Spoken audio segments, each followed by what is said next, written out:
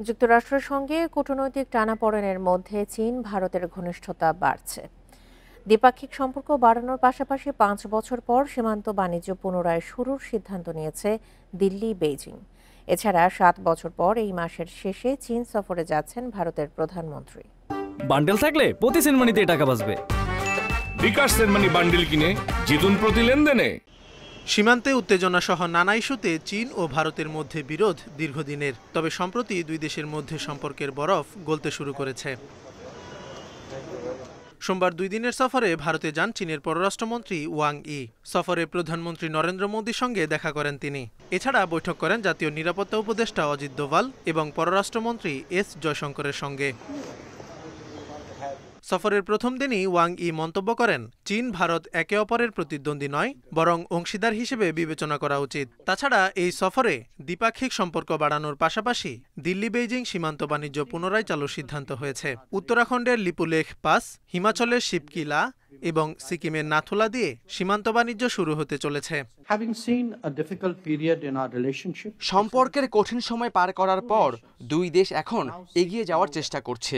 এর জন্য উভয় পক্ষের একটি স্পষ্ট এবং গঠনমূলক দৃষ্টিভঙ্গি প্রয়োজন। সেই প্রচেষ্টায় আমাদের ৩টি পারস্পরিক বিষয় দ্বারা পরিচালিত হতে হবে।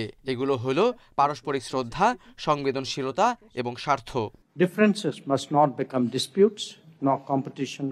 করোনা মহামারী চলাকালে ২০২০ সালে চীনের সঙ্গে সীমান্ত বাণিজ্য বন্ধ করে দেয় ভারত। একই বছরে লাদাখে ভারত চীন সংঘর্ষের জেরে পরিস্থিতি আরও জটিল হয়ে ওঠে। এরপর থেকে দুই দেশের মধ্যে সীমান্ত বাণিজ্য বন্ধ ছিল। বিশেষজ্ঞরা বলছেন, শুল্ক ইস্যুতে যুক্তরাষ্ট্রের সঙ্গে কূটনৈতিক টানাপোড়েন চলায় চীনের সঙ্গে ঘনিষ্ঠতা বাড়াচ্ছে ভারত। সীমান্ত বাণিজ্য শুরুর পাশাপাশি সরকারের শীর্ষস্থানীয় কর্মকর্তারা একে অপরের দেশ সফর করছেন। সাংহাই সহযোগিতা সংস্থা এসসিওর শীর্ষ সম্মেলনে যোগ দিতে এ মাসের শেষে চীন সফর করবেন ভারতের প্রধানমন্ত্রী, যা ৭ বছরের মধ্যে প্রথম বেইজিং সফর হবে মোদির। এর আগে ভারতের পররাষ্ট্রমন্ত্রী, প্রতিরক্ষামন্ত্রী এবং জাতীয় নিরাপত্তা উপদেষ্টা চীন সফর করেন। রাশিয়া থেকে তেল কেনায় সম্প্রতি ভারতের উপর ২ দফায় ৫০% শুল্ক আরোপ করেছে যুক্তরাষ্ট্র, যা কার্যকর হচ্ছে ২৭ আগস্ট। এখন পর্যন্ত শুল্কে ছাড় বা কমানোর কোনো ইঙ্গিত দেননি মার্কিন president. Zubayer Hussain, Independent news.